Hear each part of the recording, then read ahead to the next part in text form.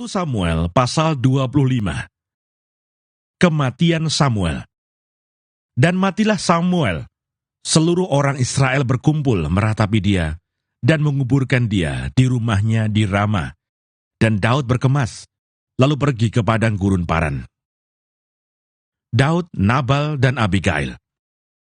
Ketika itu ada seorang laki-laki di Maon yang mempunyai perusahaan di Karmel.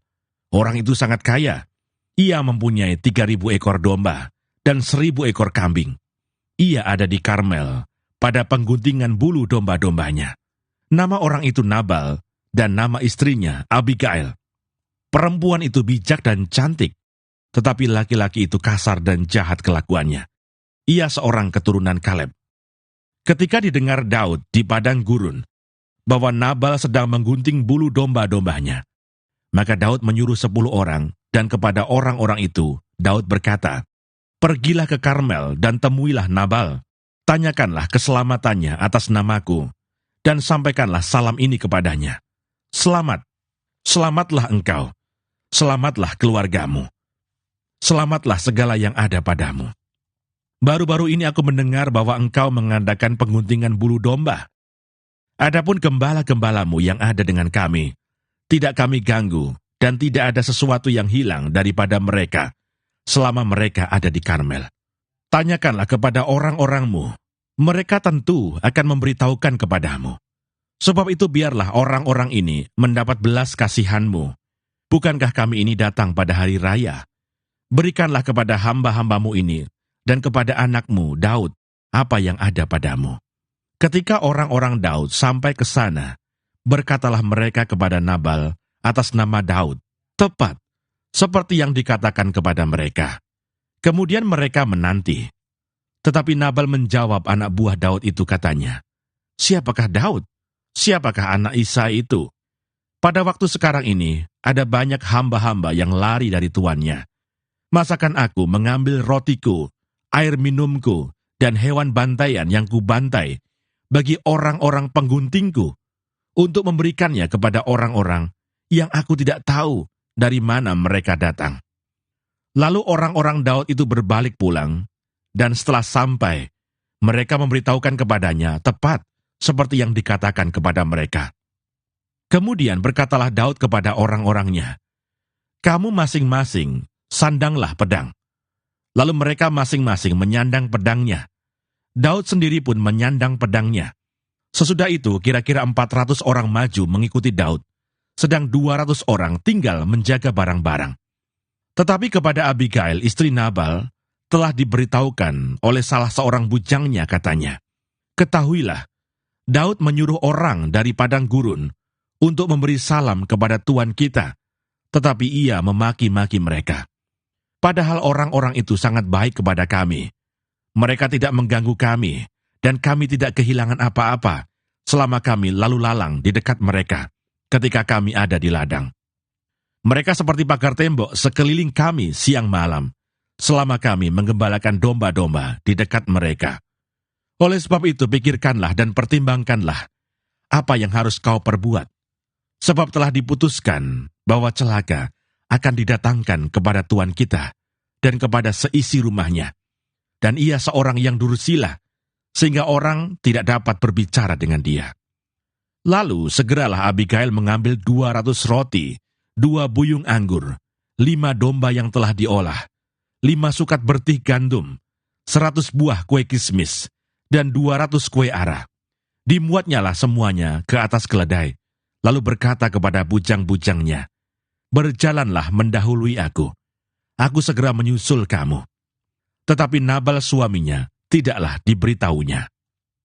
Ketika perempuan itu dengan menunggang keledainya turun dengan terlindung oleh gunung, tampaklah Daud dan orang-orangnya turun ke arahnya, dan perempuan itu bertemu dengan mereka. Daud tadinya telah berkata, "Sia-sialah aku melindungi segala kepunyaan orang ini di padang gurun, sehingga tidak ada sesuatu pun yang hilang dari segala kepunyaannya. Ia membalas kebaikanku dengan kejahatan. Beginilah kiranya Allah menghukum Daud.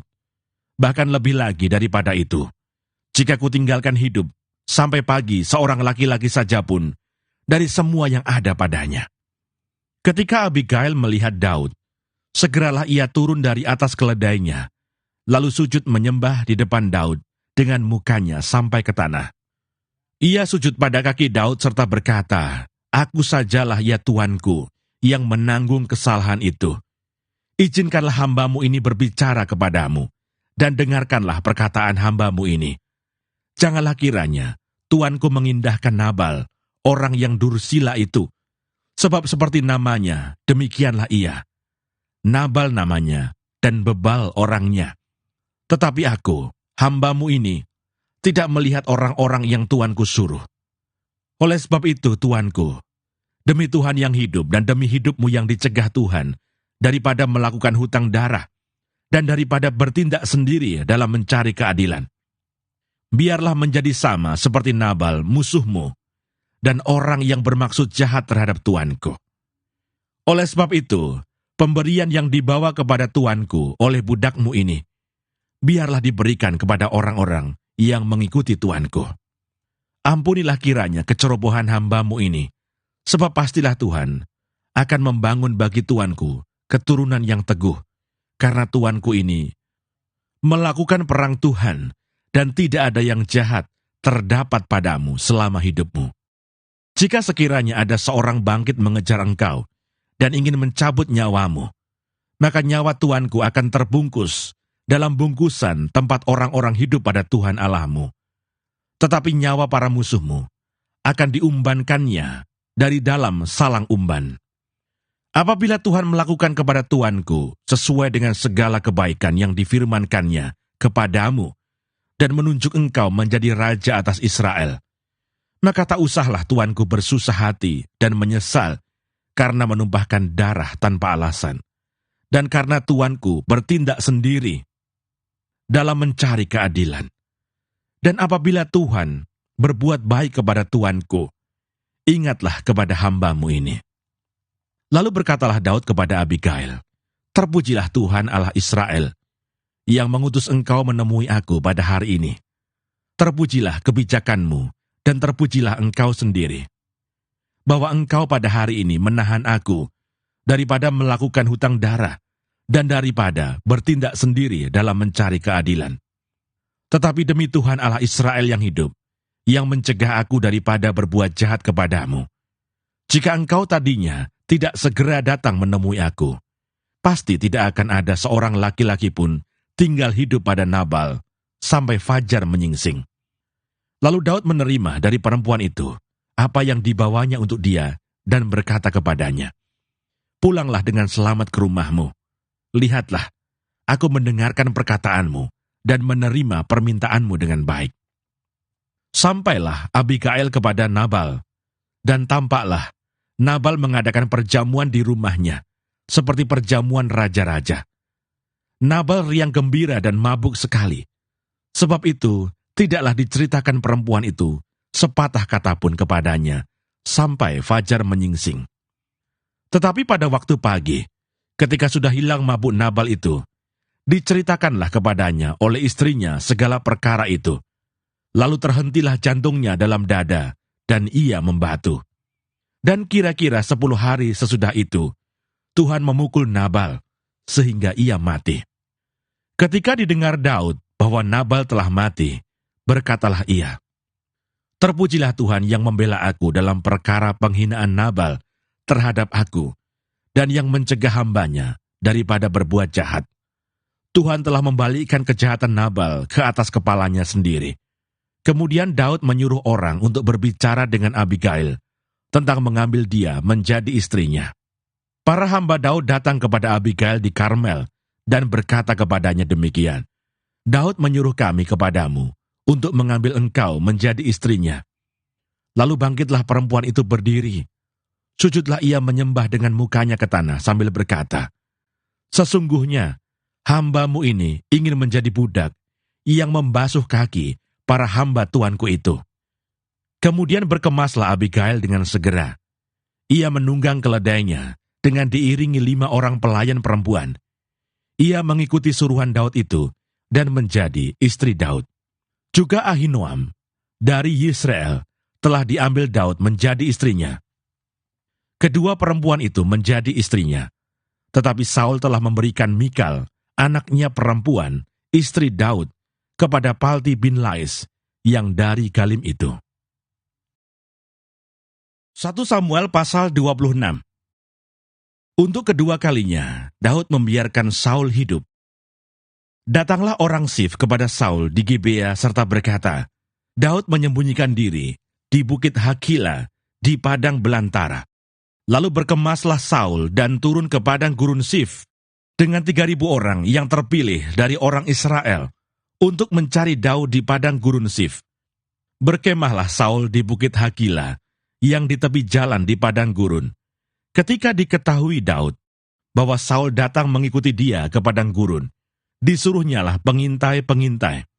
Maka diketahuinyalah bahwa Saul benar-benar datang. Berkemaslah Daud, lalu sampai ke tempat Saul berkemah.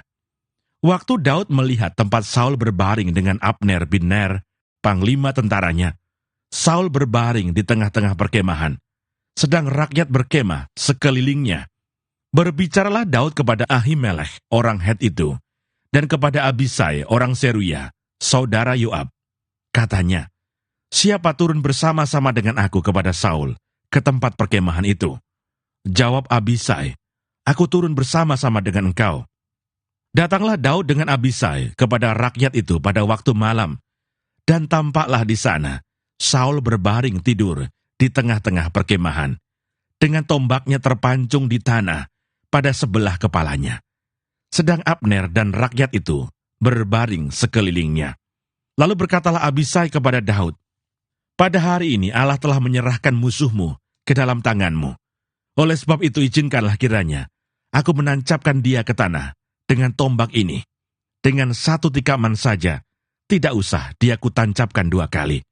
Tetapi kata Daud kepada Abisai, jangan musnahkan dia, sebab siapakah yang dapat menjamah orang-orang yang diurapi Tuhan dan bebas dari hukuman?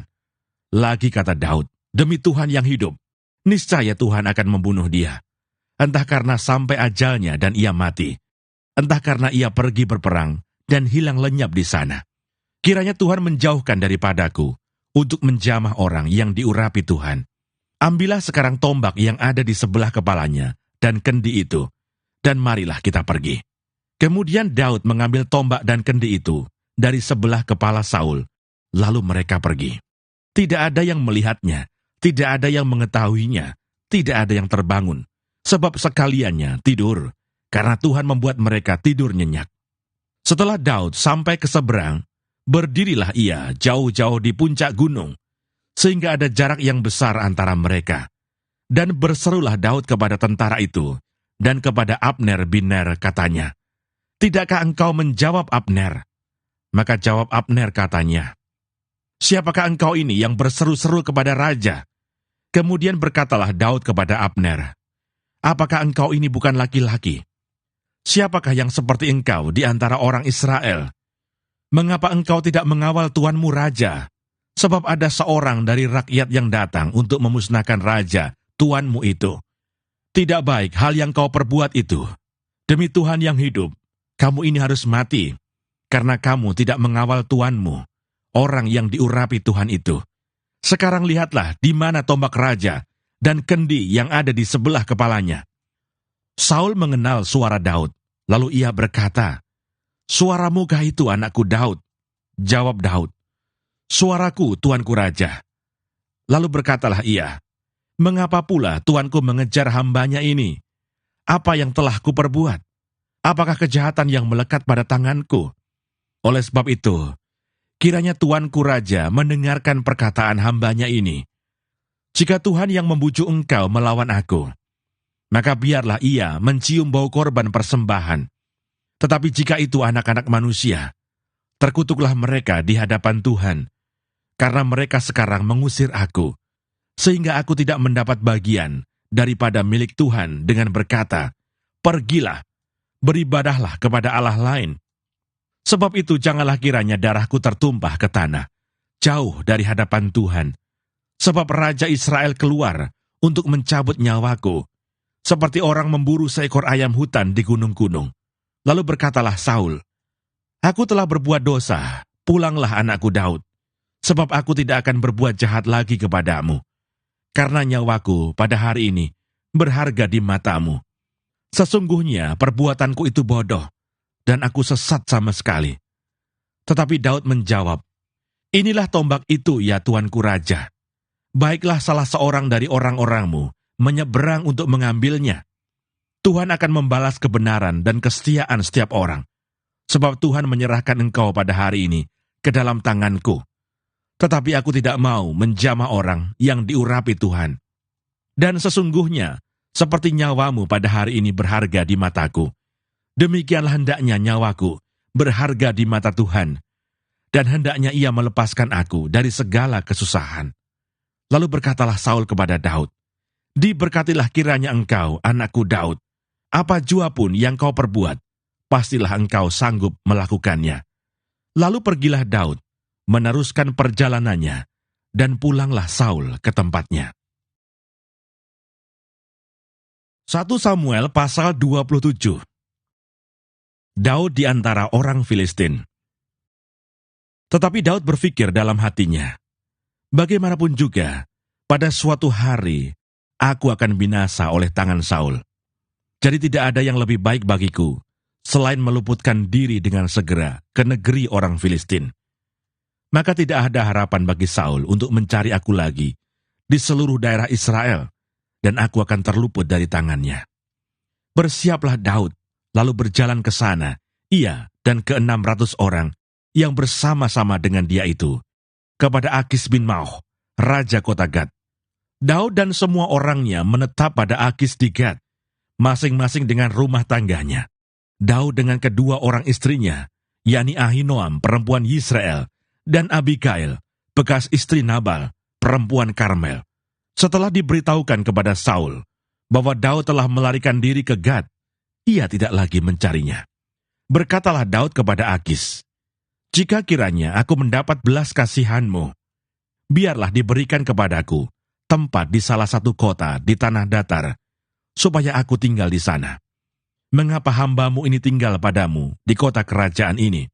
Maka pada hari itu, Akis memberikan Siklak kepadanya. Itulah sebabnya Siklak menjadi kepunyaan raja-raja Yehuda sampai sekarang. Dan lamanya Daud tinggal di daerah orang Filistin adalah 1 tahun 4 bulan. Maka Daud dan orang-orangnya bergerak maju dan menyerbu orang Gesur, orang Girsi, dan orang Amalek.